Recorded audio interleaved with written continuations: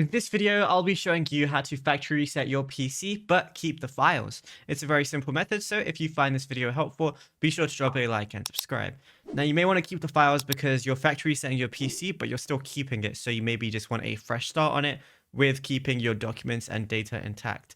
So what you want to go ahead and do is go to the bottom, and you can type in reset, but the factory reset option isn't going to come up here.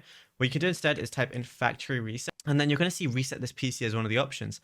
And then all you got to do is go to reset this PC, choose to keep or remove your personal files, then reinstall Windows. So just go to reset PC right here. And then again, if you want to keep your files, you just press the first one. It says remove apps and settings, but keeps your personal files. So go ahead and click on this one. It's going to be getting things ready for you. Select how you want to reinstall Windows, and then that's it. You'll be able to go through the factory reset process. So this is definitely beneficial if your PC is running like really slowly or anything, and you want to clear everything, make it good as new, but keep your documents and data still. That's the one you should definitely do. And yeah, it's as simple as that. Now, if you found this video helpful, be sure to drop a like and subscribe, and check out other videos on the channel too.